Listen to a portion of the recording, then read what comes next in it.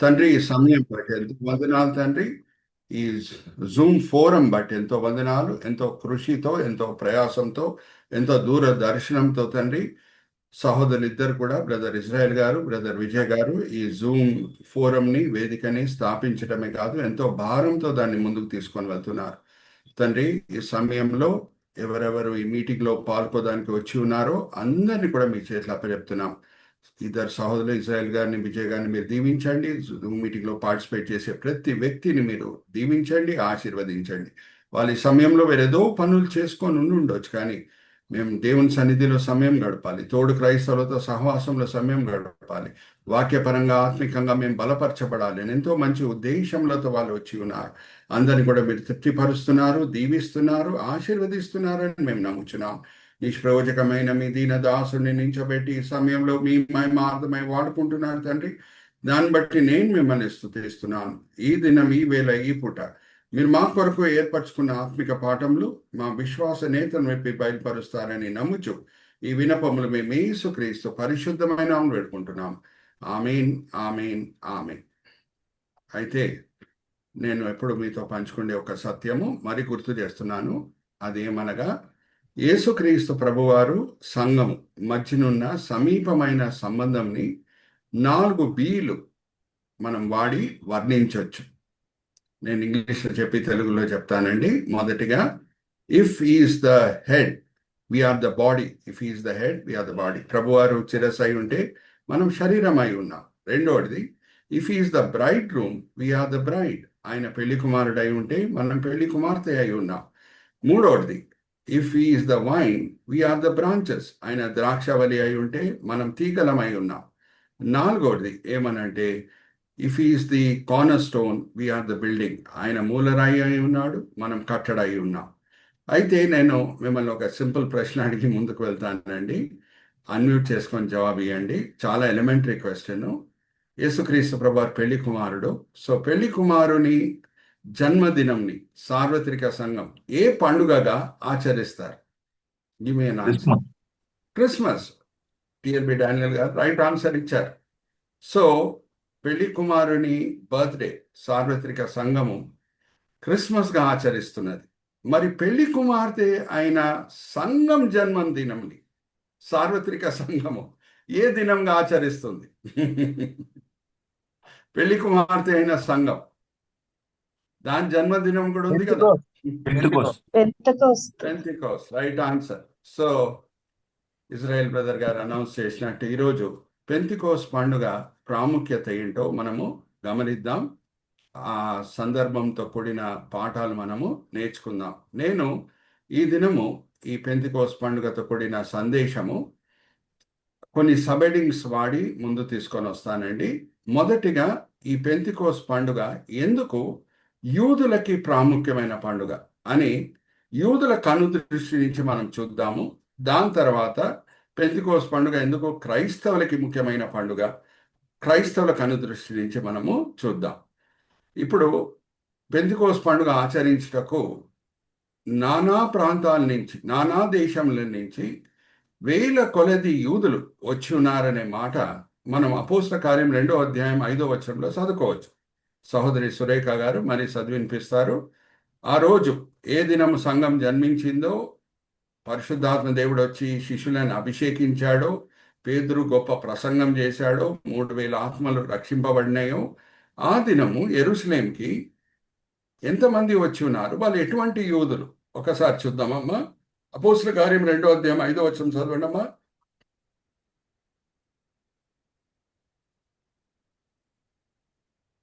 అపోస్తల కార్యం 2వ అధ్యాయం 5వ వచనం. ఆ కాలమున ఆకాశము క్రింద నుండి ప్రతి జనముల నుండి వచ్చిన భక్తి గల యూదులు యెరూషలేములో కాపురం ఉండిరి. భక్తి గల యూదులు యెరూషలేంకి వచ్చి ఉన్నారు. సో ఈ భక్తి గల యూదులు, వేల కొలది భక్తి గల యూదులు ఎందుకు వచ్చి ఉన్నారు? ఇప్పుడు మనము స్లైడ్ షో కూడా మనం వెళ్దాము. చందు బ్రదర్ మనకి స్లైడ్స్ చూపిస్తారు. నేను వాడే సబెడింగ్స్ అంతా కూడా ఈ దినము TIONతో ఎండ్ అయ్యే సబెడింగ్స్ అండి. నేను చివరిలో మిమ్మల్ని అడుగుతాను, నేను వాడిన సబెడింగ్స్ ఏంటో మీరు కూడా చెప్పగలగాలి. మొదటిగా celebration. Chandu brother, you can point a cursor at the word celebration. ఎందుకు యూదులు ఈ పండుగని ఆచరించాలి? నేను సహోదరి సురేఖతో కూడా ఈ వాక్య భాగం చదివించాను. ద్వితోపదేశకాండం 16వ అధ్యాయం 16వ వచనంలో ఏమని రాయబడి ఉన్నది? దేవుడు ఏమని ఆజ్ఞాపిస్తున్నాడు యూదులని మోషే ద్వారా? మీరు ఎక్కడున్నా సరే 3 పండుగలు ఆచరించుటకు మీరు నేను నియమించిన చోటకి రావాలి. ఆ 3 పండుగలు ఏంటి? మొదటిగా పులియని రొట్టెల పండుగ అంటే అది పస్కా పండుగ. వారముల పండుగ అంటే పెంతెకోస్తు పండుగ. అలాగే పర్ణశాల పండుగ. ఇప్పుడు ఈ 3 పండుగల వెనకాలన్న ప్రాముఖ్యత ఏంటి? నేను పెంతెకోస్తు పండుగ గురించి అంతా కూడా మీతో పంచుకోబోతున్నాను. అయినా సరే ఈ 3 పండుగల ప్రాముఖ్యత గురించి క్లుప్తంగా నేను చెప్పేసి ముందుకు వెళ్తాను. మొదటిగా పస్కా పండుగ. ఎందుకు పస్కా పండుగ యూదులకి ప్రాముఖ్యమైన పండుగ? నేను మరి మిమ్మల్ని ఒక ప్రశ్న అడుగుతాను. భారతదేశం చరిత్రని నేను ఉపమాన రీతిగా వాడుకుంటున్నాను. 15th ఆగస్ట్ ప్రతి సంవత్సరం భారతీయులకి చాలా ప్రాముఖ్యమైన దినమై ఉన్నది. మనం అందరం కూడా చాలా సంతోషిస్తాం 15th ఆగస్ట్ ప్రతి సంవత్సరం. ఎందుకండి చెప్పాలి, మీరే అన్మ్యూట్ చేసుకొని చెప్పాలి. Independence day, right. సో యూదుల చరిత్రలో కూడా ఎందుకు పస్కా పండుగ ప్రాముఖ్యమైన పండుగ అంటే ఆ దినమే వాళ్ళకి ఐగుప్తు దాసత్వం నుంచి విమోచన కలుగుతున్నది. పులియని రొట్టెల పండుగ అంటే రొట్టె పొంగే ముందే వాళ్ళకి స్వతంత్రము కలుగుతున్నది. చాలా వేగంగా వాళ్ళు విడిచిపెట్టి ఐగుప్తుని వాళ్ళు బయలుదేరుతున్నారు. సో ఎందుకు పులియని రొట్టెల పండుగ, పస్కా పండుగ రెండింటిని ఒకే పండుగగా మనము భావిస్తున్నాం. పులియని రొట్టెల పండుగ, పస్కా పండుగ అంటే ఏంటి? ఆ వేగంతో, అంటే లీవెన్ కూడా వాళ్ళు వాడలేదు. ఆ రొట్టె పొంగుటకు లీవెన్ కూడా వాడట్లేదు, వెంటనే పొంగేస్తుంది రొట్టె. అంటే అంత స్పీడ్గా వాళ్ళు ఐగుప్తు దాసత్వం నుంచి విమోచన పొందుతున్నారు. జస్ట్ దేవుణ్ణి మహిమపరుస్తూ నేను ఈ మాటలు మీ ముందు తీసుకొని వస్తున్నాను. ఇజ్రాయేలీలు చిన్న ఏళ్ళన్నా ఎత్తారండి? ఫారో సైన్యంతో ఏమైనా యుద్ధం చేసి స్వతంత్రం పొందారా? లేకపోతే దేవుని శక్తితో కూడిన కార్యమాది వాళ్ళ విమోచన? చెప్పాలి మీరే. దేవుని శక్తి. వాళ్ళ దగ్గర సైన్యం లేదు. వాళ్ళు ఐగుప్తు సైన్యంతో యుద్ధం చేయలేరు. దేవుని కార్యం, దేవుని శక్తి అక్కడ ప్రదర్శింపబడుతుంది. సో పస్కా పండుగని వాళ్ళు చాలా మనస్సులో దేవుని పట్ల రుణముని, ప్రేమని అన్ని కూడా నూతన పరుచుకొని సెలబ్రేట్ చేస్తారు. అయితే పెంతెకోస్తు పండుగ ప్రాముఖ్యత. పెంతెకోస్తు పండుగ ప్రాముఖ్యత ఏంటంటే, నేను మరి మిమ్మల్ని ఒక ప్రశ్న అడిగి ముందుకు వెళ్తానండి. కొన్ని ఇంగ్లీష్ వర్డ్స్ ఎవరన్నా పలుకుతే వెంటనే దాంతో కూడిన నంబర్ ఏంటో మనకి వెంటనే గుర్తొస్తుంది. నేను అడుగుతున్నా మిమ్మల్ని, ట్రై అనగానే ఏ నంబర్ గుర్తు రావాలి మీకు?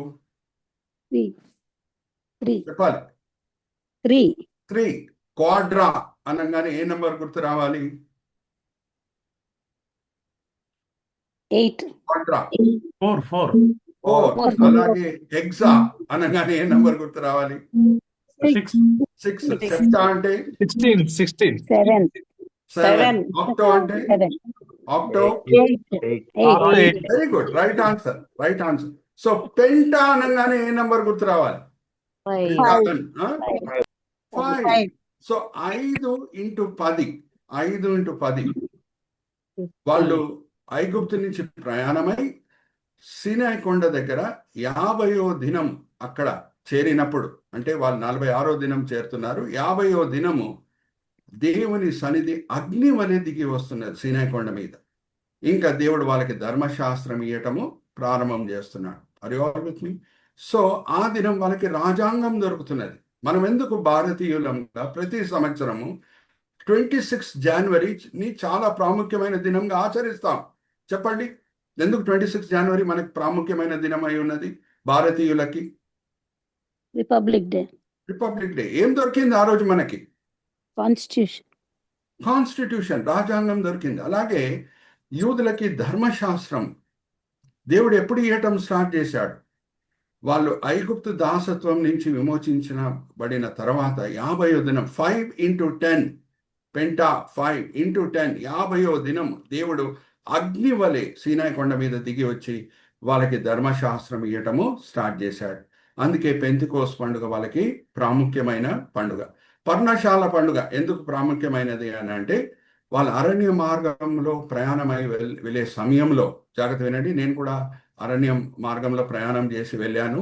ఐగుప్తు నుంచి ఇజ్రాయెల్ దేశంకి నేను వెళ్ళాను, అరణ్యం ద్వారా వెళ్ళాను. కానీ నేను మంచిగా ఏసీ బస్సులో ప్రయాణం చేసి వెళ్ళాను. కానీ ఆ ఏసీ బస్ నుంచి కింద దిగినప్పుడు నాకు తెలుసు, అరణ్యంలో దినంలో దానంత వేడి వేరెక్కడా ఉండదు. రాత్రి వేళ, అది కూడా బస్ నుంచి దిగి వచ్చినప్పుడు నాకు తెలుసు, దానంత చలి ఎక్కడ ఉండదు. Desert climate is an extreme climate. అక్కడ ఎయిర్ చాలా థిన్గా ఉంటుంది కాబట్టి దినంలో దానంత వేడి ఎక్కడ ఉండదు, రాత్రి వేళ దానంత చలి ఎక్కడ ఉండదు. నేను మిమ్మల్ని అడుగుతున్నా ఇంకొక ప్రశ్న. ఇజ్రాయేలీలు అరణ్య ప్రయాణం చేసే సమయంలో మంచి కాంక్రీట్ హౌసెస్లో ఉన్నారా, లేకపోతే గుడారాల్లో ఉన్నారా? చెప్పండి. గుడారం. గుడారాలు. ఆ గుడారము వాళ్ళని ఈ భయంకరమైన వాతావరణం నుంచి కాపాడలేదు. సో ఏం కాపాడింది? దేవుని సన్నిధి. దేవుని సన్నిధి ఎలాగుండేది వాళ్ళ మధ్యలో? దినంలో మేఘస్తంభము, రాత్రి వేళ అగ్నిస్తంభం. దినంలో మేఘస్తంభం వాళ్ళకి కావాల్సిన నీడిచ్చింది, రాత్రి వేళ వేడిచ్చింది. సో ఇజ్రాయేలీలను దేవుడు ఏం ఆజ్ఞాపించాడంటే, పర్ణశాల పండుగ దినమున వాళ్ళు అడవిలకు వెళ్ళి, అంటే కానాన్ దేశంకి వచ్చిన తర్వాత అడవికి వెళ్ళి అక్కడ ఉన్న బ్రాంచెస్ని కట్ చేసి తీసుకొని వచ్చి గుడిసెలు వేసుకొని 7 దినంలో ఆ గుడిసెల్లోనే నివసిస్తూ సంతోషిస్తూ దేవునికి కృతజ్ఞతాస్తుతులు చెల్లించాలి. ఆ గుడిసెలు వాళ్ళకి ఏం గుర్తు చేస్తాయి? ఆ గుడిసెల్లో నివసించేటప్పుడు వాళ్ళకి ఏం గుర్తు వస్తుంది? మా పితరులు గుడారాల్లో ఉన్నప్పుడు దేవుడే కాపాడాడు. దేవుడు కాపాడాడు కాబట్టి మా పితరులు కానాన్ దేశంకి వచ్చారు. మా పితరులు కానాన్ దేశంకి సురక్షితంగా వచ్చారు కాబట్టి ఇప్పుడు మేము ఇక్కడ పుట్టి ఈ చిన్న పరలోకంని మేము అనుభవిస్తున్నాం. వాగ్దాన దేశం ఎటువంటి దేశం? ఇశ్రాయేల్ దేశం, పాలు తేనె ప్రవహించే దేశం. నేను వెళ్ళి సంచరించి వచ్చాను కాబట్టి నేను అధికారంతో మాట్లాడవచ్చు. మన భారతదేశంలో ద్రాక్ష పండు సైజ్ ఇంత ఉంటుంది. ఇజ్రాయెల్ దేశంకి మీరు వెళ్ళి చూడండి, ద్రాక్ష పండు సైజ్ ఇంత పెద్దగా ఉంటుంది. దానిమ్మ పండు సైజ్ భారతదేశంలో ఇంత ఉంటుంది. కానీ అక్కడ వెళ్ళి చూస్తే దానిమ్మ పండు సైజ్ ఇంత పెద్దగా ఉంటుంది. సారంతో కూడిన భూమి అది. ఓకే, ద్వితోపదేశ కాండం ఎలాగ వర్ణిస్తున్నది ఇజ్రాయెల్ దేశాన్ని మనం చూద్దామా? అమ్మా ఒక్కసారి చదవమ్మా. ద్వితోపదేశ కాండం 11వ అధ్యాయం 11వ వచనం. లేఖనం ఎలాగ వర్ణిస్తున్నది ఆ ఇజ్రాయెల్ దేశాన్ని, పాలు తేనె ప్రవహించే దేశాన్ని? ద్వితోపదేశ కాండం 11వ అధ్యాయం 11వ వచనం. బైబిల్స్లో అండర్లైన్ చేసుకోండి.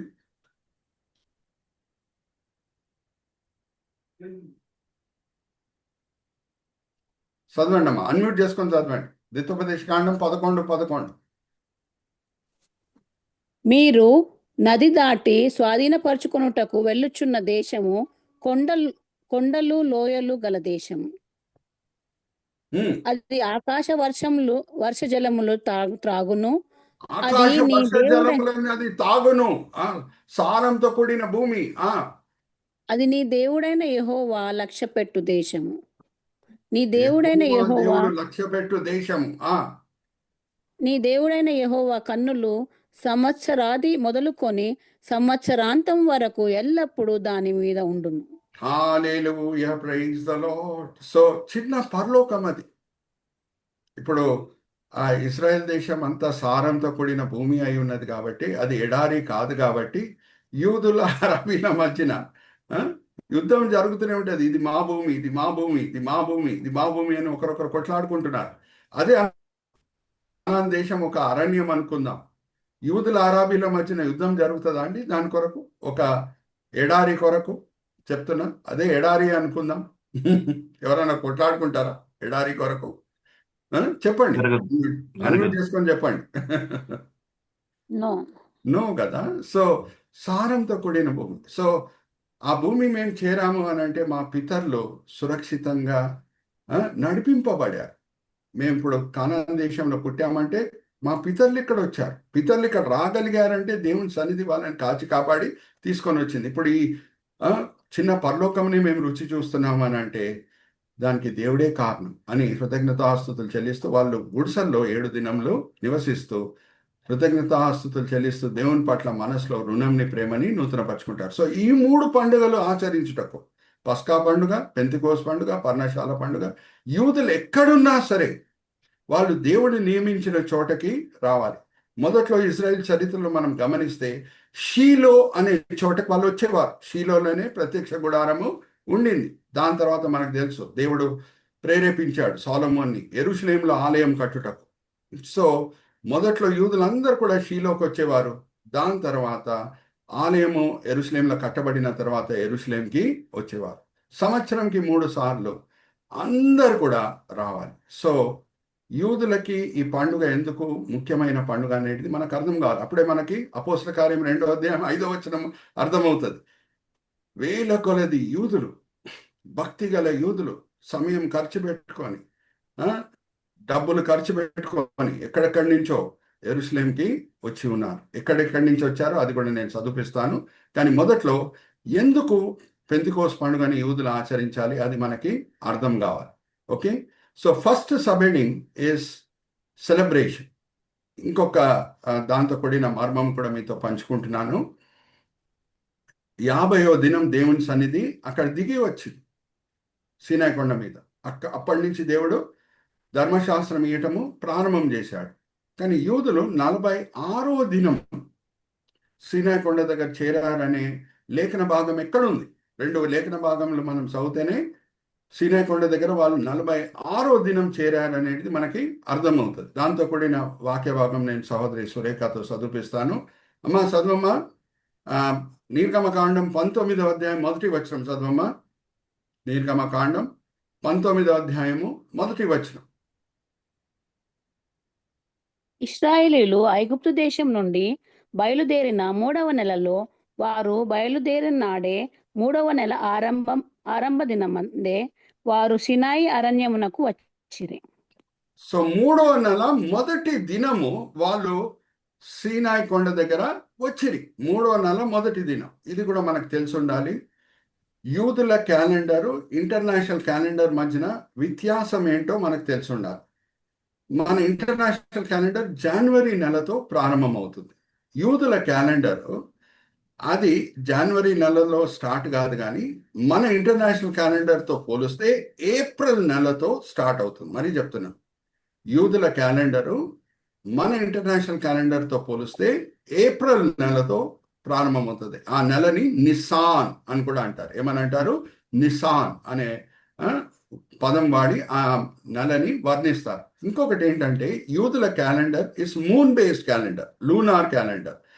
దాంట్లో మనం గమనిస్తే కొన్ని నెలలు 31 రోజులు, ఫిబ్రవరి నెలలో 29 రోజులు, అట్లా ఉండదు. ప్రతి నెల 30 దినములు మాత్రమే. ప్రతి నెల 30 దినములు మాత్రమే.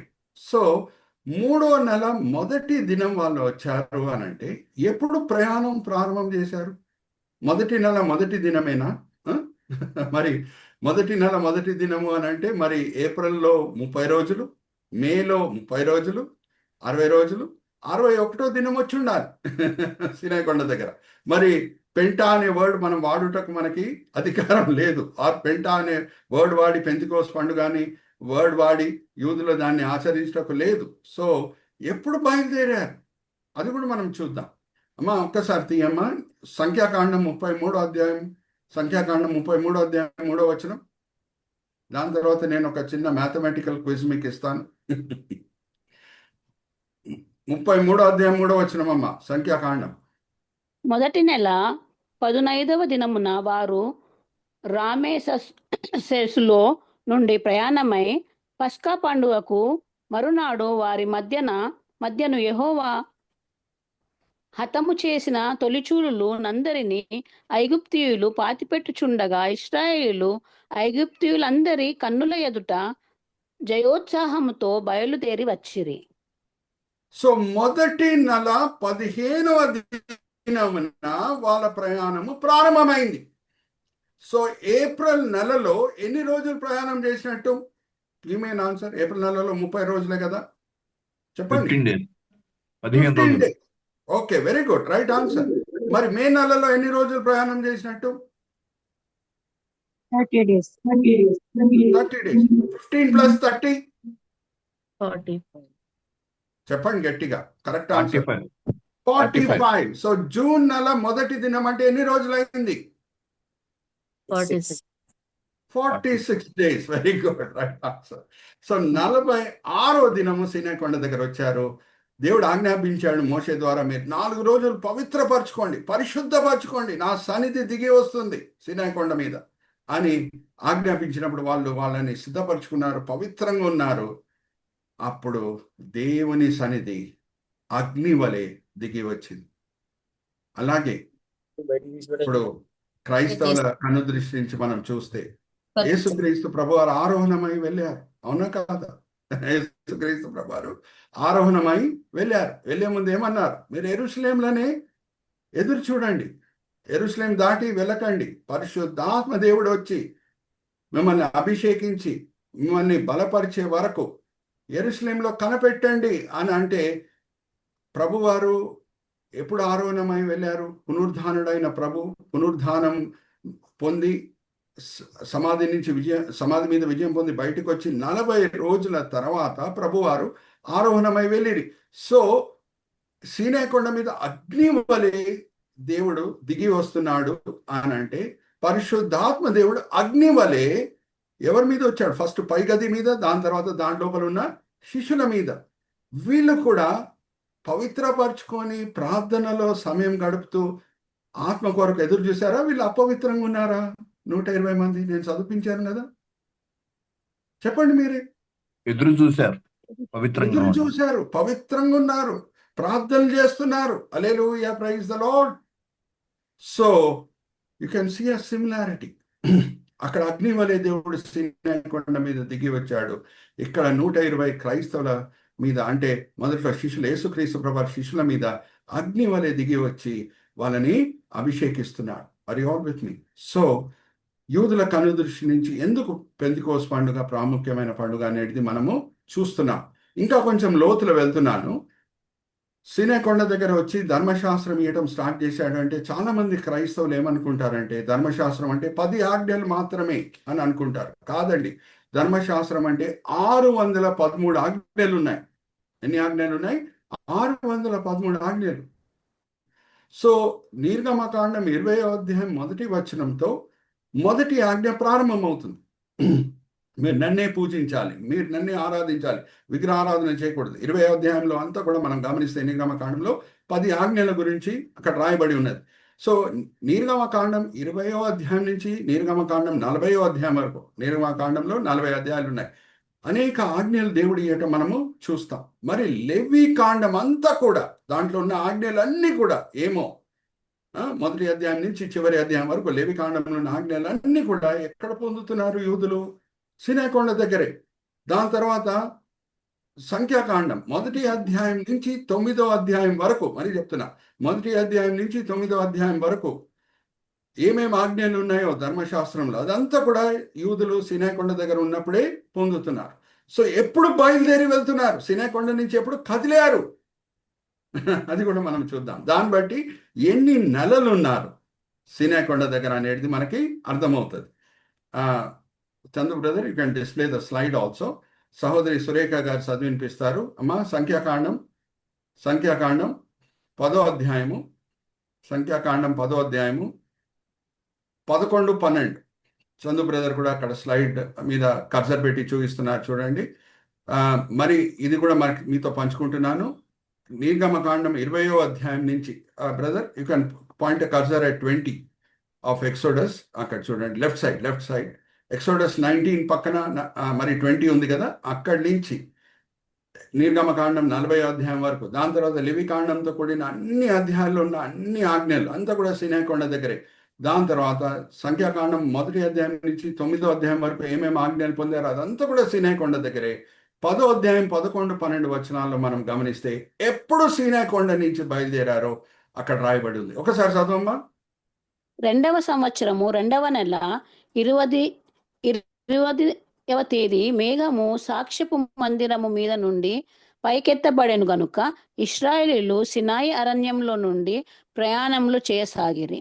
తరువాత ఆ మేఘము అడుగుతున్నా ఒక ప్రశ్న, అమ్మా జాగ్రత్త వినండి.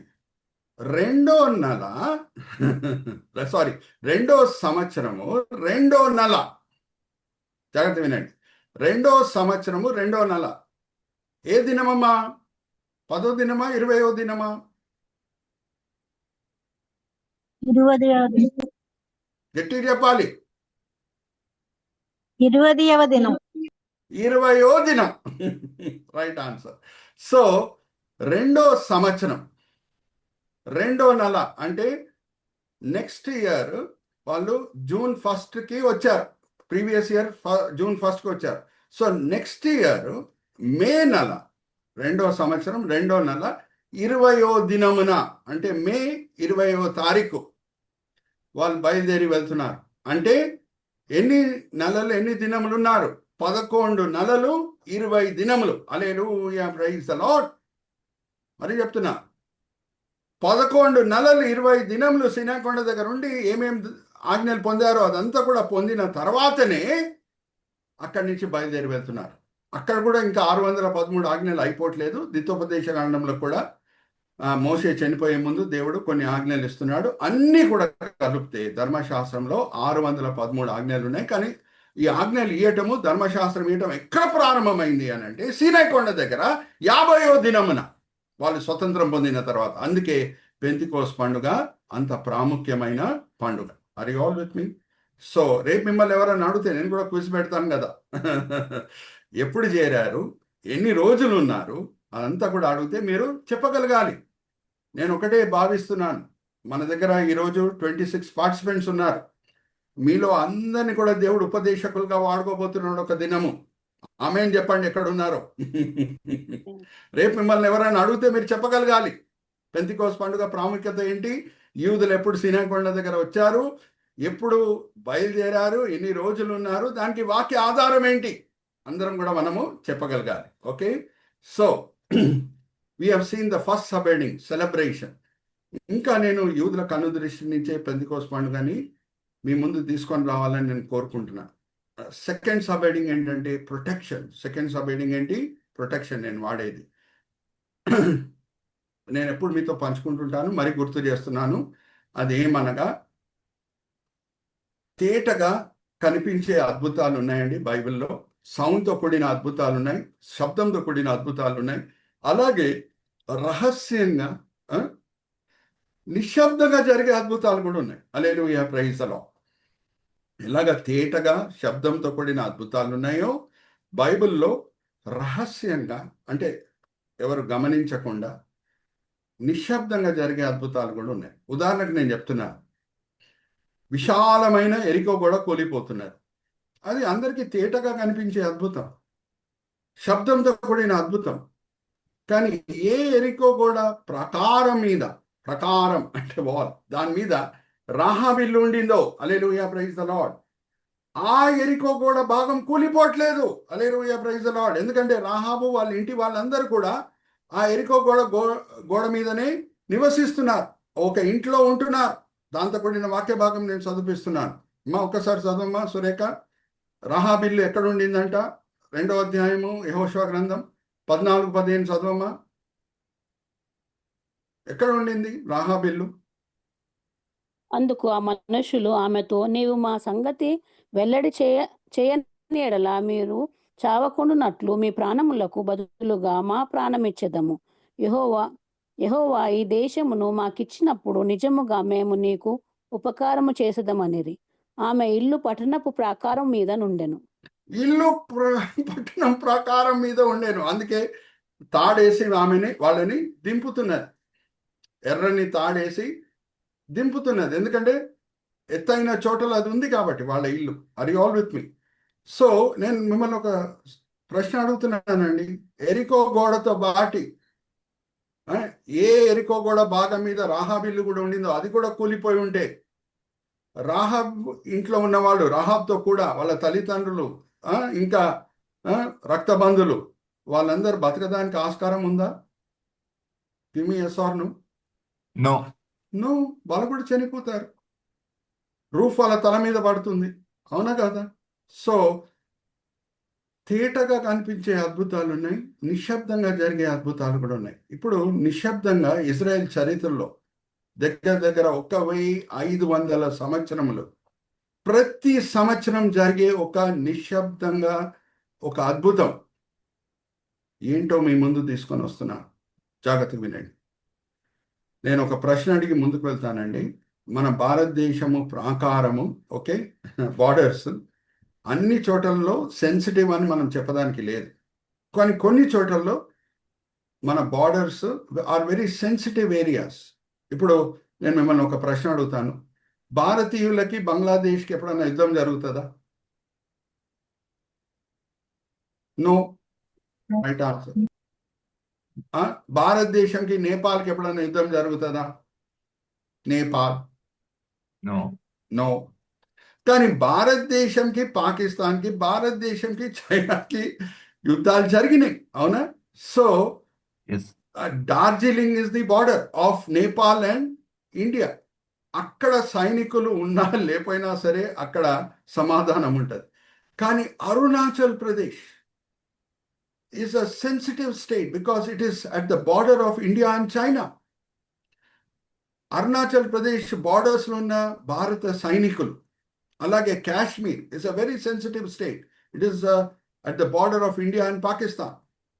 కాశ్మీర్ ప్రాకారంలో దగ్గర ఉన్న భారతీయ సైనికులని అనుకుందాం, భారతదేశం ప్రభుత్వం, భారతీయులందరూ కూడా ఇంక్లూడింగ్ సైనికులు, బార్డర్స్లో ఉన్న సైనికులు అందరూ కూడా ఇంక్లూడింగ్ సెన్సిటివ్ ఏరియాస్, బార్డర్లో ఎక్కడెక్కడ సెన్సిటివ్ ఏరియాస్ ఉన్నాయో అక్కడ ఉన్న సైనికులు కూడా అందరూ కూడా న్యూఢిల్లీకి వచ్చేయాలి ఇండిపెండెన్స్ డే, రిపబ్లిక్ డే ఆచరించుటకు అని భారతదేశము ప్రభుత్వం ఆజ్ఞాపిస్తే, అరుణాచల్ ప్రదేశ్లో భారతదేశం సైనికులు లేకుండా ఉంటే చైనీస్ ఆర్మీ లోపల దూరదండి? అడుగుతున్నా మిమ్మల్ని సూటిగా ప్రశ్న. ఎస్. ఎస్, దూరుతుంది. మరి కాశ్మీర్లో భారతదేశం సైనికులు లేకుండా ఉంటే పాకిస్తాన్ సైన్యం లోపల దూరదు? Yes or no? చెప్పండి. ఎస్. నేను ఎప్పుడు ఇంటరాక్టివ్ మోడ్లోనే వెళ్తాను. బైబిల్ స్టడీ అంటే అందరూ అలర్ట్గా ఉండాలి, అందుకే మధ్యలో ప్రశ్నలు అడుగుతూ ఉంటాను. కానీ జాగ్రత్తగా వినండి, ఈ సత్యం మనం గ్రహించినప్పుడు కళ్ళల్లో నీళ్ళు వచ్చేస్తాయి. 1500 సంవత్సరాల బైబిల్ హిస్టరీలో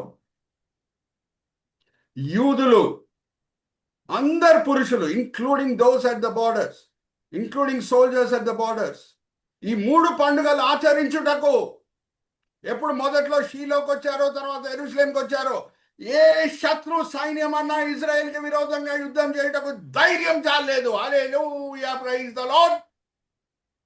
ఎక్కడ ఉంది ఆ వాక్య భాగం? దేవుడే వాళ్ళకి కాపుదలగా భద్రతగా ఉంటాడు. ఈ 3 సార్లు మీరు ప్రతి సంవత్సరము షీలో కన్నా యెరూషలేం కన్నా వచ్చినప్పుడు నేనే కాచి కాపాడుతాను, ఎవరు కూడా మీకు విరోధంగా యుద్ధం చేయడు అనే మాట ఎక్కడ రాయబడి ఉన్నది? చూద్దాం, తీయండి అమ్మా. సురేఖ, సిస్టర్ సురేఖ గారు చదివినిపిస్తారు. 34వ అధ్యాయం నిర్గమకాండం, 34వ అధ్యాయం 23, 24 చదవండి అమ్మా. బైబిల్స్ అండర్లైన్ చేసుకోండి. నిర్గమకాండం 34వ అధ్యాయం 23, 24. సంవత్సరమునకు ముమ్మారు నీ పురుషులందరూ ప్రభువును ఇశ్రాయేలీయుల దేవుడైన యెహోవా సన్నిధిని కనబడవలెను.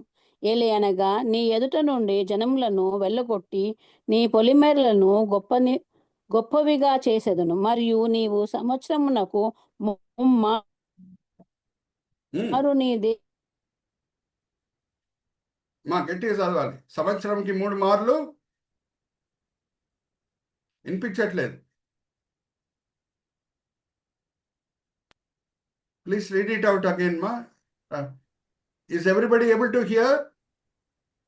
నీవు సంవత్సరమునకు ముమ్మారు నీ దేవుడైన యెహోవా సన్నిధిని కనబడబోచున్నప్పుడు ఎవడును నీ భూమిని ఆశింపడు. ఎవడు నీ భూమిని ఆశించడు. హల్లెలూయా, ప్రైజ్ ద లార్డ్. ఈ కాలంలో ఇజ్రాయెల్ దేశం చుట్టూ ఎలాగా శత్రువులు ఉన్నారో ఆ కాలంలో కూడా బైబిల్ చరిత్రలో మనం గమనిస్తే వాళ్ళ చుట్టూ శత్రువులు ఉన్నారు. ఇదోమీలు ఉన్నారు, మోయాబీలు ఉన్నారు, ఫిలిస్తీన్లు ఉన్నారు, అమోనీయులు ఉన్నారు. కానీ ఎవరికి కూడా 3 సార్లు ఇజ్రాయేలీలు పండుగలు ఆచరించుటకు మొదట్లో షీలో వెళ్ళినప్పుడన్నా, తర్వాత యెరూషలేంకి వెళ్ళినప్పుడన్నా ఏ శత్రువుకి ధైర్యం రాలేదు ఇజ్రాయెల్కి విరోధంగా యుద్ధం చేయుటకు. Hallelujah, praise the lord. Are you all understanding? This is a silent miracle which took place for 1500 years of biblical history. ధర్మశాస్త్రం ఇవ్వబడినప్పటి నుంచి యేసుక్రీస్తు ప్రభువు జన్మం వరకు 1500 సంవత్సరాలు గడిచినాయి. ఆ 70 సంవత్సరాలు బాబిలోను చెరలో ఉన్నప్పుడు వాళ్ళు ఈ పండుగలు ఆచరించలేదు. కానీ వేరే దగ్గర 1500 సంవత్సరాల వరకు ఎప్పుడు ఈ 3 పండుగలు ఆచరించడానికి వాళ్ళు షీలో కన్నా మొదట్లో వెళ్ళేవారో, ఎప్పుడు యెరూషలేంకి వెళ్ళేవారో ఏ శత్రువు కన్నా వీళ్ళకి విరోధంగా యుద్ధం చేయటకు ధైర్యం చాలేదు. Are you all understanding? So యూదుల కను దృష్టి నుంచి పెంతెకోస్తు పండుగ ఎందుకు ప్రాముఖ్యమైన పండుగ అనేది మనము అర్థం చేసుకోవాలి. అందుకే అప్పుడే మనకి 2వ అధ్యాయం 5వ వచనం అపోస్తల కార్యంలో ఏమని రాయబడి ఉన్నదో మనకు అర్థమవుతుంది. నానా ప్రాంతాల నుంచి వచ్చారు ఆ పండుగను ఆచరించారు. ఎందుకు? ధర్మశాస్త్రము వాళ్ళని ఆజ్ఞాపిస్తున్నది. రెండవది, వాళ్ళ పితరులందరూ కూడా నమ్మకంగా ఈ పండుగను ఆచరించారు కాబట్టి మొదటి శతాబ్దిలో కూడా, 1st century ADలో కూడా యేసుక్రీస్తు ప్రభువారు ఏ సంవత్సరము శిలువ మరణం పొంది పునరుద్ధానుడై సమాధి మీద విజయం పొంది ఆరోహణమై వెళ్ళాడో ఆ సంవత్సరంలో కూడా వేల కొలది యూదులు యెరూషలేంకి వచ్చి ఉన్నారు. We should understand the background first. Okay? So what are the first 2 subheadings which we have focused upon? First is celebration. Second is protection. ఇప్పుడు యేసుక్రీస్తు ప్రభువారి శిష్యుల్లో 120 మంది పై గదిలో ఉన్నారు. ఎక్కడ ఉన్నారు? పై గదిలో. ఇప్పుడు నేను మిమ్మల్ని ఇంకొక వాక్య భాగం చదివిస్తున్నాను. My third sub heading is foundation. Foundation అంటే పునాది. ఓకే, ఈ 120 మందిలో ఉన్న శ్రేష్టత ఏంటి ఒకసారి మనం గమనిద్దాం, అర్థం చేసుకుందాం. అమ్మా, మత్తయి సువార్త 4వ అధ్యాయము, మత్తయి సువార్త 4వ అధ్యాయం చివరి 2 వచనాలు చదివినిపించమ్మా సురేఖ. ఎప్పుడు యేసుక్రీస్తు ప్రభువారు అందరినీ స్వస్థపరుస్తున్నారనే కబురు అందరికి వినిపించిందో, ఇంకా ఇజ్రాయెల్ దేశం దాటి సిరియా దేశం కూడా వెళ్ళిపోయిందంట. ఇక్కడ చూడండి, యేసుక్రీస్తు జాగ్రత్త వినండి అమ్మా, ఈ మాట నేను మీ ముందు తీసుకొని వస్తున్నాను. యేసుక్రీస్తు ప్రభువారు ఎక్కువ వరకు కాపర్నౌంలో నివసిస్తూ పరిచర్య చేశారు. కాపర్నౌం ఎక్కడ ఉంది అని అంటే ఇజ్రాయెల్ దేశం ఉత్తరం భాగంలో ఉంటుంది. అక్కడ ఎక్కువ వరకు పరిచర్య చేశారు. ఓకే, కాపర్నౌం పట్టణంలో. ఆ కాపర్నౌం నుంచి సిరియా దేశం అంత దూరంలో లేదు, అంటే అక్రాస్ ద బార్డర్, కానీ చాలా దూరం లేదు. సిరియా దేశం కూడా ఆ కబురు వెళ్ళినప్పుడు, యేసుక్రీస్తు ప్రభువారు అనేకులను స్వస్థపరుస్తున్నారనే కబురు వెళ్ళినప్పుడు అక్కడి నుంచి కూడా రోగిలు వచ్చారంట. ఇంకా ఇజ్రాయెల్ దేశం కోన నుంచి కూడా రోగిలు వచ్చేసారు స్వస్థత పొందుటకు. అప్పుడు ఎంతమంది వెంబడిస్తున్నారు ఒకసారి మనం చూద్దామా? చదవమ్మా 4వ అధ్యాయం చివరి 2 వచనాలు, మత్తయి సువార్త. ఆయన కీర్తి సిరియా దేశం అంతటా వ్యాపించెను. నానా విధములైన రోగముల చేతను వేదనల చేతను పీడింపబడిన వ్యాధిగ్రస్తులందరినీ, దయ్యం పట్టిన వారిని, చాంద్ర రోగులను, పక్షవాయువు గల వారిని వారు ఆయన యొద్దకు తీసుకొని రాగా ఆయన వారిని స్వస్థపరిచెను. గలిలయ, దెకపోలి, యెరూషలేము, యూదయ అను ప్రదేశముల నుండి యోర్దానునకు అవతల నుండి బహుజన సమూహములు ఆయనను వెంబడించెను. బహుజన సమూహము ఆయనను వెంబడించెను. వేల కొలది ప్రజలు ఆయనను వెంబడిస్తున్నారు. వాళ్ళందరూ ఎక్కడ పోయారు? ఎందుకు 120 మంది ఉన్నారు ఇక్కడ? వాళ్ళ పని వాళ్ళది అయిపోయింది, వాళ్ళ దారిలో వాళ్ళు వెళ్ళిపోయారు. స్వస్థత కొరకు వచ్చారు, స్వస్థత పొందారు, వెళ్ళిపోయారు. కానీ ఈ 120 మందిలో ఉన్న శ్రేష్టత ఏంటి? వాళ్ళు లోకరీతి కారణాలు బట్టి, సామాజిక కారణాలు బట్టి యేసును వెంబడించలేదు. ఈ 120 మంది యేసును ఎందుకు వెంబడించారు? ఆయన రక్షకుడని, పాపం నుంచి విమోచిస్తాడని వెంబడించారు. హల్లెలూయా, ప్రైజ్ ద లార్డ్. వాళ్ళని అభిషేకించి పెంతెకోస్తు దినమున 3000 ఆత్మలు రక్షించబడేటట్లు, సంఘం జన్మించేటట్లు దేవుడు చేస్తున్నాడు. ఎక్కడ పోయారండి వేల కొలది ప్రజలు? ఇప్పుడు కనిపించట్లేదే. ఎందుకు మళ్ళీ 120 మంది ఉన్నారు? అలాగే ఎప్పుడు యేసుక్రీస్తు ప్రభువారు అద్భుతం చేసి 5000 పురుషులకి భోజనం పెట్టారో, చాలా మంది ఉచితంగా ఆహారం దొరుకుతుంది అని నేను వెంబడించిన వాళ్ళు ఉన్నారు. చూద్దామా లేఖనంలో ఎక్కడ రాయబడి ఉందో ఒకసారి తీయండమ్మా. యోహాను సువార్త 6వ అధ్యాయం 24-25 వచనాలు. యోహాను సువార్త 6వ అధ్యాయం 24-25 బైబిల్స్ అండర్లైన్ చేసుకోండి. ఎప్పుడు ఆ కబురు వెళ్ళిందో యేసుక్రీస్తు ప్రభువారు ఉచితంగా ఆహారం పెడుతున్నారు అనేది ఎప్పుడు తెలిసిందో అందరికీ, దేని బట్టి యేసుకు దగ్గర రావటం స్టార్ట్ చేశారంట ప్రజలు. ఒకసారి చూద్దామా. కాబట్టి యేసును ఆయన శిష్యులను అక్కడ లేకపోవుట జనసమూహము చూచినప్పుడు వారు ఆ చిన్న దోణలెక్కి యేసును వెదకుచు కపెర్నహూమునకు వచ్చిరి. సముద్రపు తద్దరిని ఆయనను కనుగొని, బోధకుడా, నీవెప్పుడు ఇక్కడికి వచ్చితివని అడగగా, చదవమ్మా. యేసు మీరు సూచనలను చూచుట వలన కాదు గాని రొట్టెలు భుజించి తృప్తి పొందుట వలననే నన్ను వెతుకుచున్నారని మీతో నిశ్చయముగా చెప్పుచున్నాను. మీరు ఆహారం కొరకే వచ్చి ఉన్నారు, నేను జీవాహారమై ఉన్నాను. మీ ఆత్మిక ఆకలిని పూర్తి చేయటకు నేను సిద్ధంగా ఉన్నాను. మీరు ఆత్మిక ఆకలి పూర్తి చేయబడాలని మీరు నా దగ్గర రావట్లేదు. శారీరక ఆహారం ఇస్తున్నానని వస్తున్నారు. జాగ్రత్త వినండి. ఈ దినం మనం పరీక్షించుకుందాం. యేసుని మనం ఎందుకు వెంబడిస్తున్నాం క్రైస్తవులంగా? ఏంటి కారణం? ఉద్యోగాలు దొరకాలన్నా, పెళ్ళిళ్ళు జరగాలన్నా, పిల్లలు పుట్టాలన్నా, ఆస్తి సంపాదించుకోవాలన్నా, ఏంటి ముఖ్యమైన కారణమై ఉండాలి? Let us get hour priorities right. అవును, మత్తయి సువార్త 6:33 ఏమని రాయబడి ఉన్నది? ఎవరు ఆయన రాజ్యమైన నీతి కొరకు బతుకుతారో వాళ్ళ అవసరతలని దేవుడు పూర్తి చేస్తాడు. కానీ మొదట్లో ఆయన రాజ్యమైన నీతి కొరకు బతకాలి. మనం దేని కొరకు యేసుని మనం వెంబడిస్తున్నాం? యేసుక్రీస్తు ప్రభువారి నామంలోనే, జాగ్రత్త వినండి, యేసుక్రీస్తు ప్రభువారి నామంలోనే ఆయన ఎందుకు వచ్చాడో, ఆయన పరిచర్య వెనకాల ఉన్న ముఖ్యమైన గురి ఏంటో మనం తెలుసుకోవచ్చు. ఆయన నామం దాటి వెళ్ళే అవసరం లేదు. ఎప్పుడు యోసేపుకి సందేహం కలుగుతున్నదో, నేను మరియాని పెళ్లి చేసుకోవాలా లేదా అన్నప్పుడు దేవుడు కళ్ళలో కనిపించి ఏమని అంటున్నాడు? మరియా అద్భుత రీతిగా గర్భం ధరించింది, పుట్టబోయే శిశువునికి నువ్వు ఏమని పేరు పెట్టాలి? యేసు. యేసు అంటే ఆయన ప్రజలని పాపం నుంచి రక్షిస్తాడు. Hallelujah, praise the lord. That should be the fundamental reason for us to follow Jesus. ఆయనే మార్గము, ఆయనే సత్యము, ఆయనే జీవం. ఎప్పుడు యేసుని మనం సొంత రక్షకుడుగా అంగీకరిస్తాము, క్రైస్తవ కుటుంబంలో పుడితే మనం క్రైస్తవులం అయిపోమమ్మ. యేసుని ఎప్పుడు మనం సొంత రక్షకుడుగా అంగీకరిస్తామో అప్పుడే మన పేర్లు జీవ గ్రంథంలో రాయబడతాయి. అప్పుడే మనం చనిపోయినా పరలోకం చేరుతాం. ఆ ప్రభువారి రెండో రాకడ మొదట్లో జరిగితే ఎత్తబడే సంఘంలో మనం ఉంటాం. He is the way, the truth and the life. దాని కొరకు ప్రభుని మనం వెంబడించాలి. అందుకే పౌలు భక్తుడు గలితీయులకు రాసిన పత్రిక 6:14 ఏమంటాడు? సిలువ తప్పితే నేను దేని బట్టి అతిశయించను. నేను ఎప్పుడు మీతో చెప్తుంటాను, మరి మీతో ఈ మాట గుర్తు చేస్తున్నాను, జాగ్రత్త వినండి. ఏ పుస్తకం అన్నా మీరు చదివే ముందు, బైబిల్లో ఆర్ ఏ పత్రిక అన్నా మీరు చదివే ముందు, దాని వెనకాల కారణం ఏంటో, ఎందుకు ఈ పుస్తకం రాయబడింది అనేది మీరు ఇంట్రొడక్షన్ చదివేసి తర్వాత ఆ పుస్తకం చదవండి.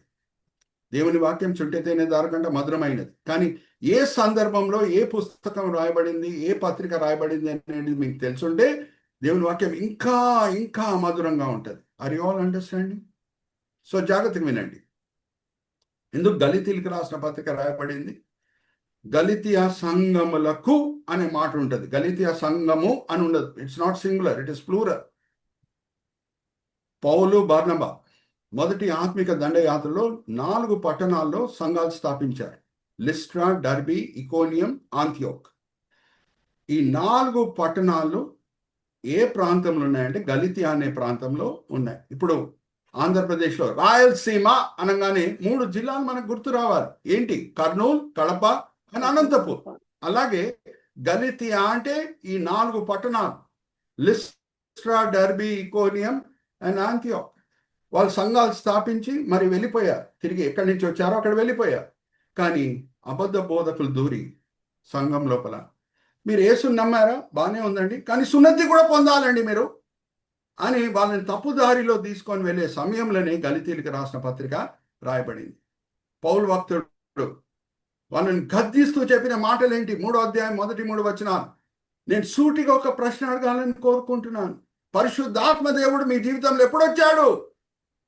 యూదుల ఆచారం పాటించినప్పుడా, ధర్మశాస్త్రం పొందినప్పుడా, లేకపోతే ధర్మశాస్త్రం ప్రకారంగా మీరు సున్నతి పొందినప్పుడా, లేకపోతే యేసుని సొంత రక్షకుడిగా అంగీకరించినప్పుడా? సూటిగా మిమ్మల్ని అడగాలని నేను కోరుకుంటున్నాను. ఒకసారి చదవమ్మా, గలితీయులకు రాసిన పత్రిక 3వ అధ్యాయం మొదటి 3 వచనాలు. Let us get our foundation right. ఓ అవివేకులైన గలితీయులారా, అవివేకమైన గలితీయులారా, మిమ్మును ఎవరు భ్రమ పెట్టును? సిలువ వేయబడిన వాడైనట్టుగా యేసుక్రీస్తు మీ కన్నుల ఎదుట ప్రదర్శింపబడెను గదా. ఇది మాత్రమే మీ వలన తెలుసుకొన కోరుచున్నాను. ధర్మశాస్త్ర సంబంధ క్రియల వలన ఆత్మను పొందితిరా, లేక విశ్వాసముతో వినుట వలన పొందితిరా? మీరు ఇంత హల్లెలూయా, అవివేకులైతిరా. Praise the lord. మీరు ధర్మశాస్త్రంతో కూడిన ఆచారాలు పాటిస్తూ మీరు ఆత్మని పొందితీరా, సున్నతి పొంది మీరు ఆత్మని పొందితీరా, లేకపోతే యేసుని సొంత రక్షకుడిగా అంగీకరించినప్పుడు విశ్వాసంతో పరిశుద్ధాత్మ దేవుడు మీ జీవితంలో వచ్చాడా? ట్రన్కాలని ఉంది అని అడుగుతున్నాడు పౌలు భక్తుడు. Are you all with me? Let us get our foundation right. ఈ 120 మందిలో ఉన్న శ్రేష్టత ఏంటి? యేసువే రక్షకుడు, యేసువే జీవం, యేసువే మార్గం, యేసువే సత్యం అని వాళ్ళ లంగర్ని ఈ సత్యం మీద పాతిపెట్టి వాళ్ళ క్రైస్తవ జీవితము జీవిస్తున్నారు. Are you all understanding? They got their foundation right. Today మనము దేవుని చేతిలో వాడబడాలి అని అంటే మొదట్లో we should get our foundation right. యేసు గురించే మనం సరిగా అవగాహన లేకుండా ఉంటే, రక్షణది నిజమైన రక్షణ మనం పొందకుండా ఉంటే దేవుని చేతిలో ఎలా వాడబడతామండి? ఈ 120 మందిని దేవుడు యోగ్యులుగా ఎందుకు ఎంచాడు? Because they got their foundation right. They were not following Jesus for worldly reasons, for social reasons. They followed him for salvation's sake. Hallelujah, praise the Lord. Are you all with me? So, what is the third subheading? Foundation. What are the three subheadings which we focused upon? First two subheadings are exclusively from Jewish perspective. యూదుల కన్ను దృష్టి నుంచి Pentecost పండుగ ప్రాముఖ్యత మనము చూసాం. మూడో సబ్హెడింగ్ నుంచి మనం గమనిస్తే ఏం చూస్తున్నాము? We are seeing the significance of Pentecost from Christian perspective. క్రైస్తవుల కన్ను దృష్టి నుంచి అది ఎందుకు ప్రాముఖ్యమైన పండుగ అని మనము చూస్తున్నాం. We come to the fourth subheading and that is prognostication. యేసుక్రీస్తు ప్రభువు జీవితంలో జరిగిన ప్రతి సంఘటన, మైలురాయి సంఘటన గురించి పరమ తండ్రి ముందే రాసి పెట్టాడు. మరి ఈ ప్రాముఖ్యమైన సంఘటన, ఆరోహణమైన ప్రభు పరిశుద్ధాత్మ దేవుడిని పంపిస్తాడు అనే విషయం బట్టి ప్రవచన లేకుండా ఉంటుందా? ఉంటది. హల్లెలూయా, ప్రైజ్ ద లార్డ్. ఎక్కడుంది ఆ ప్రవచన? దాన్ని ఆధారం చేసుకొని పేతురు ఎంత చక్కగా ప్రసంగం చేస్తున్నాడో మనం చూద్దాం. అమ్మా ఒక్కసారి తీయండమ్మా. యోయేలు గ్రంథం 2వ అధ్యాయము 27, 28. యోయేలు గ్రంథము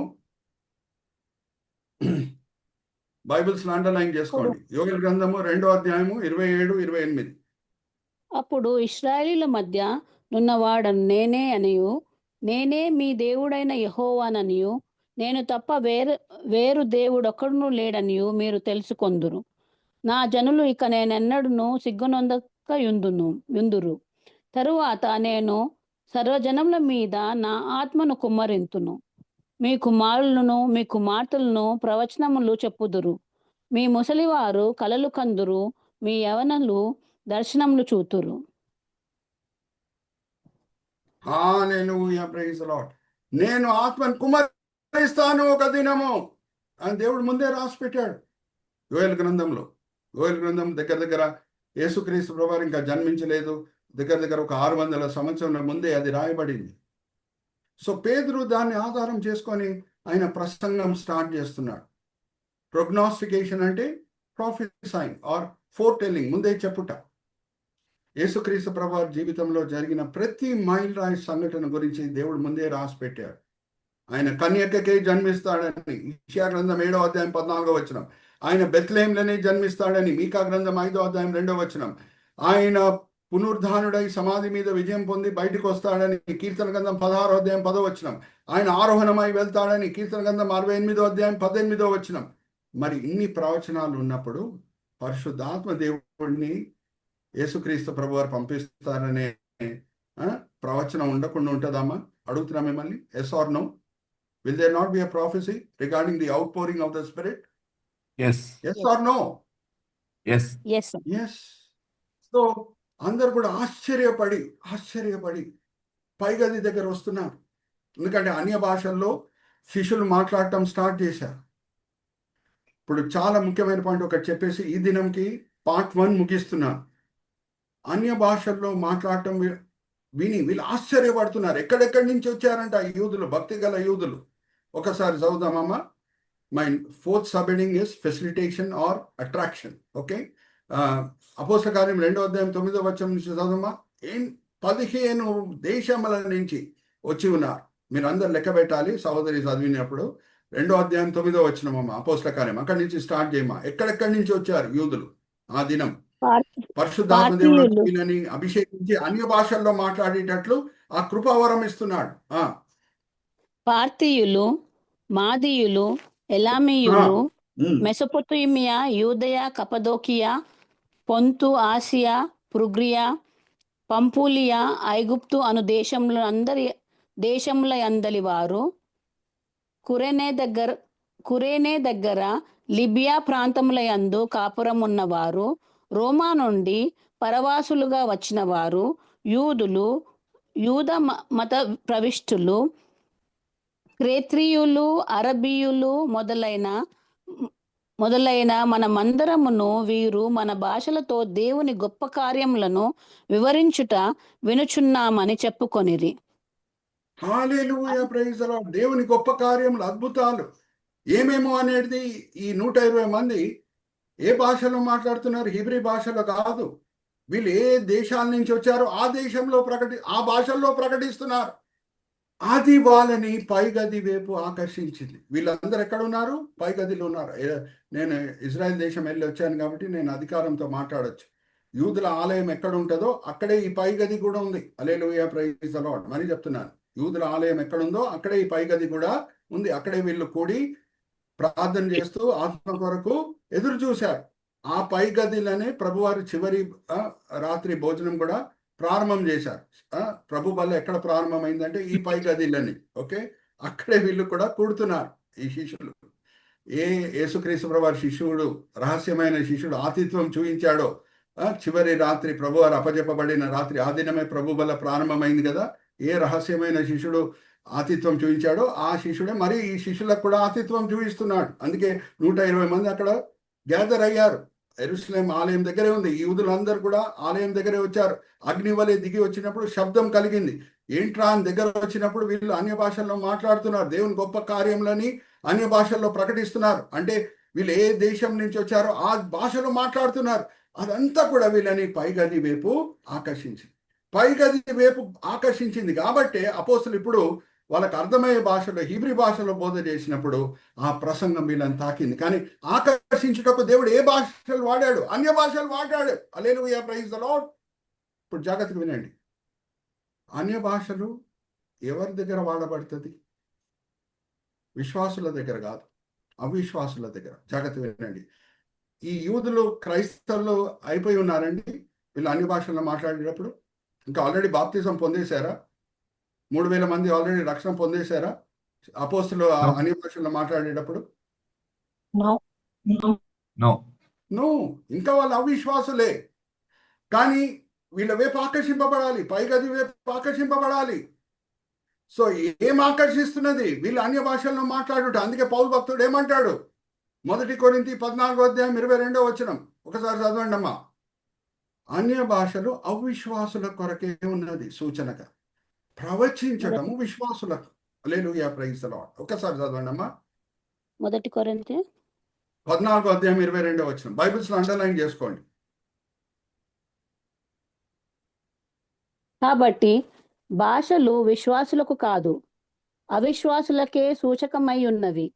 ప్రవచించుట అవి అవిశ్వాసులకు కాదు, విశ్వాసులకే సూచకమై ఉన్నది. హల్లెలూయా, ప్రైజ్ ది లార్డ్. అన్య భాషలు అవిశ్వాసులకు సూచనమై ఉన్నది. దేవుడు ఎవరి ద్వారా అన్య భాషల్లో మాట్లాడుతున్నాడో, వాళ్ళకి అర్థమయ్యే భాషలో మాట్లాడుతున్నాడో అది అవిశ్వాసులకు సూచనమై ఉన్నది. వీళ్ళు ఇంకా మార్మల్స్ పొందలేదు, ఈ భక్తి గల యూదులు ఇంకా క్రైస్తవులు అవ్వలేదు. కానీ ఆ పైగది వైపు ఆకర్షింపబడాలంటే వీళ్ళు అన్య భాషల్లో మాట్లాడాలి. ఆర్ యు ఆల్ విత్ మీ? దేవుడు ప్రతి సేవకుని పరిచర్య తగ్గట్టు వరాలు ఇస్తాడు. ఒక్కసారి చూద్దామా?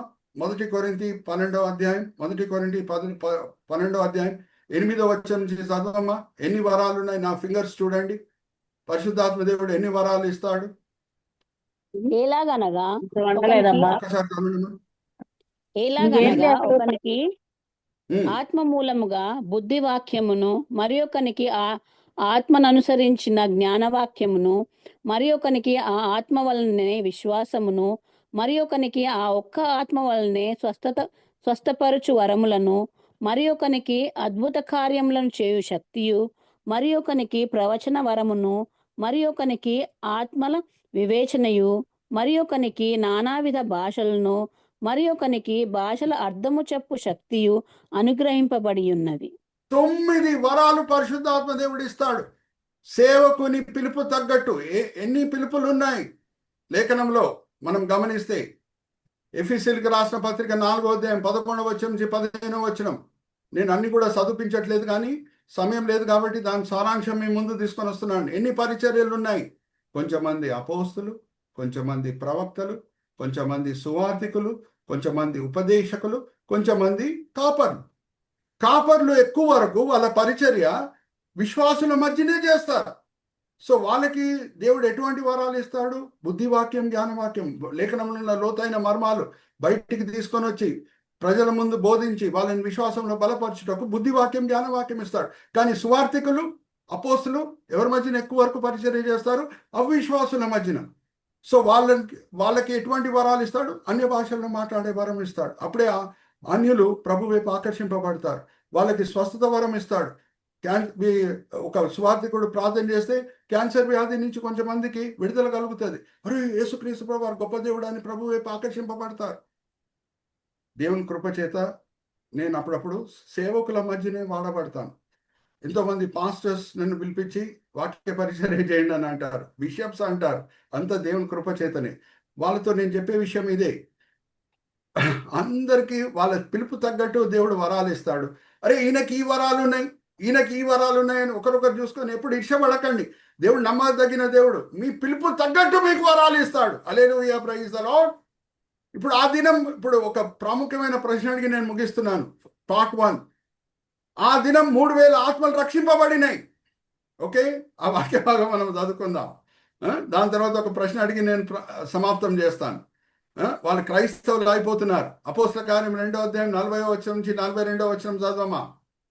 అపోస్తల కార్యం 2వ అధ్యాయం 40వ వచనం నుంచి 42వ వచనం. ఇంకను అనేక విధములైన మాటలతో సాక్ష్యం ఇచ్చి, మీరు మూర్ఖులగు ఈ తరం వారికి వేరై రక్షణ పొందుడని వారిని హెచ్చరించెను. కాబట్టి అతని వాక్యం అంగీకరించిన వారు బాప్తిసం పొందిరి. ఆ దినమందు ఇంచుమించు 3000 మంది చేర్చబడిరి. మీరు అపోస్తుల బోధయందును, సహవాసమునందు, రొట్టె విరుచుట యందును, ప్రార్థన చేయుట యందును ఎడతెగకయుండిరి. 3000 మంది రక్షణ పొందిరు. అంటే యూదా మతం నుంచి క్రైస్తవులుగా ఎంతమంది మార్చబడిరి? 3000 మంది. ఇప్పుడు వాళ్ళు ఆత్మికంగా ఎదగాలి అని అంటే ఏం చేశారు? అపోస్తుల బోధ ఎందును, రొట్టె విరుచుట ఎందును, సహవాసమందును, ప్రార్థన ఎందును ఎడతెగగా ఉండిరి. వీళ్ళు యూదులు. యేసుక్రీస్తు ప్రభు వారితో 3.5 సంవత్సరాలు లేరు, శిష్యులు ఉన్నారు. ఈ యూదులకి పాత నిబంధనం వాక్య భాగం అంతా కూడా బాగా తెలుసు, ఆది కాండం నుంచి మలాకీ గ్రంథం. కానీ ఈ శిష్యుల వలె యేసుతో పాటు వీళ్ళు 3.5 సంవత్సరాలు లేరు. కొత్త నిబంధనంతో కూడిన సూత్రాలు అపోస్తుల ద్వారా వీళ్ళు తెలుసుకుంటున్నారు. అపోస్తుల బోధ అని అంటే కొత్త నిబంధనంతో కూడిన సూత్రాలు ఏది వీళ్ళు వినలేదో ఈ 3000 మంది అపోస్తుల ద్వారా తెలుసుకుంటున్నారు. ఇప్పుడు నేను అడిగే ప్రశ్న ఏంటంటే, మిమ్మల్ని ప్రతి దినము కొత్త నిబంధనంతో కూడిన సూత్రాలు బోధిస్తున్నారు ఈ శిష్యులు, ఈ 3000 మందికి. ఇప్పుడు అన్య భాషల్లో మాట్లాడుతున్నారా, హీబ్రీ భాషలోనా? హెబ్రీ భాషలో. గట్టిగా చెప్పండి. హెబ్రీ భాషలో. హీబ్రీ భాషలో. హల్లెలూయా, ప్రైజ్ ద లార్డ్. అన్య భాషలు అవిశ్వాసులకే. సంఘం లోపల అర్థమయ్యే భాషలో మనం మాట్లాడాలి. అందరికి ఉపయోగకరమైన భాషలో మనము మాట్లాడాలి. అందరం అర్థం చేసుకునే భాషలో మనము మాట్లాడాలి. Are you all understanding? So what are the sub headings which we focused upon today? Celebration. Show us first celebration, దాని తర్వాత ప్రొటెక్షన్. ఈ 2 సబ్ హెడింగ్స్ కూడా పెంతెకోస్తు పండుగ ప్రాముఖ్యత యూదుల కనుదృష్టి నుంచి మనకి చూపిస్తుంది. దాని తర్వాత ఫౌండేషన్, దాని తర్వాత ప్రొగ్నాస్టికేషన్ అంటే ప్రవచన, ఆత్మ కుమరింపుతో కూడిన ప్రవచన. దాని తర్వాత ఫెసిలిటేషన్ ఆర్ అట్రాక్షన్, అది మార్గం సరళపరుస్తుంది. అన్య భాషల్లో మాట్లాడుట మార్గం సరళపరిచింది. ఆ యూదులు, భక్తి గల యూదులని ఆ పైగది వైపు ఆకర్షించింది. అప్పుడు పేదలు నిల్చొని ప్రసంగము చేస్తున్నాడు. ఇంకా అనేక మర్మాలు ఉన్నాయి, పెంతెకోస్తుతో కూడిన మర్మాలు. మనం వచ్చే వారము పార్ట్ 2లో నేర్చుకుందాం. ఇక్కడ నేను ముగించి ఫ్లోర్ మరి ఇజ్రాయెల్ బ్రదర్కి అప్పచెప్తాను. చిన్న ప్రార్థన చేసి, కొంచెం టైం దాటిపోయినా సరే మీరేం కంగారు పడకండి.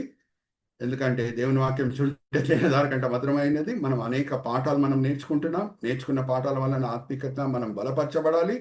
కొత్త విషయాలు ఏమైనా నేర్చుకుంటే తోడు క్రైస్తవులతో మనము పంచుకోవాలి. తండ్రి, ఈ సమయం బట్టి ఎంతో వందనాలు, ఈ వేదిక బట్టి ఎంతో వందనాలు. ఎంతో కృషితో తండ్రి, ఎంతో భారంతో, ఎంతో దూర దర్శనంతో ఇద్దరు సహోదరులు, బ్రదర్ ఇజ్రాయెల్ గారు, బ్రదర్ విజయ్ గారు, ఈ వేదికని స్థాపించటమే కాదు ఎంతో ప్రయాసంతో దాన్ని ముందుకు తీసుకొని వెళ్తున్నారు. దాని వలన సార్వత్రిక సంఘము దీవించబడుతుంది తండ్రి. నేను కూడా ఈ వేదిక మీద వచ్చి వాక్య పరిచర్య చేస్తూ నేను కూడా ఆశీర్వదించబడుతున్నాను. ఈ సమయంలో తండ్రి, ఎవరెవరు ఈ వేదిక మీద వచ్చి ఉన్నారో అందరినీ కూడా మీ చేతిలో అప్పచెప్తున్నాం. అందరినీ కూడా మీరు దీవించండి, ఆశీర్వదించండి. ఈ దినం మీరు మాకు నేర్పించిన పాఠములు తండ్రి, మేము వినే వాళ్ళంగానే కాకుండా అమలు పరిచే వాళ్ళంగా మమ్మల్ని సరిదిద్దండి. మా ఫౌండేషన్ ఏంటి, దేని బట్టి మేము యేసుని వెంబడిస్తున్నాం అనే విషయం బట్టి మీరు మాకు పాఠాలు నేర్పించారు. మేము వినే వాళ్ళంగానే కాకుండా అమలు పరిచే వాళ్ళని మమ్మల్ని సరిదిద్దండి. అలాగే ఏమన్నా నూతనమైన విషయాలు మేము తెలుసుకొని ఉంటే ఈ దినం వేరే క్రైస్తవులతో మేము పంచుకునేటట్లు మమ్మల్ని ప్రోత్సహించండి. ఎంతో కృషితో చందు బ్రదర్ అన్న, విజయ్ బ్రదర్ అన్న ఏమేమి ప్రసంగాలు ఇక్కడ చేయబడుతున్నాయో ఈ ఫోరంలో వాళ్ళు యూట్యూబ్లో కూడా అప్లోడ్ చేస్తున్నారు. తండ్రి, వేదిక మీద ఉన్న వాళ్ళందరూ కూడా ఏమన్నా మేము కొత్త విషయం నేర్చుకున్నామంటే తోడు క్రైస్తవులతో మేము పంచుకోవాలని ఆ లింక్స్ని అన్నింటినీ కూడా సర్క్యులేట్ చేసేటట్లు ప్రోత్సహించండి. ఈ విన్నపంలో మేము యేసుక్రీస్తు పరిశుద్ధమైన నామములో వేడుకుంటున్నాం. ఆమేన్, ఆమేన్.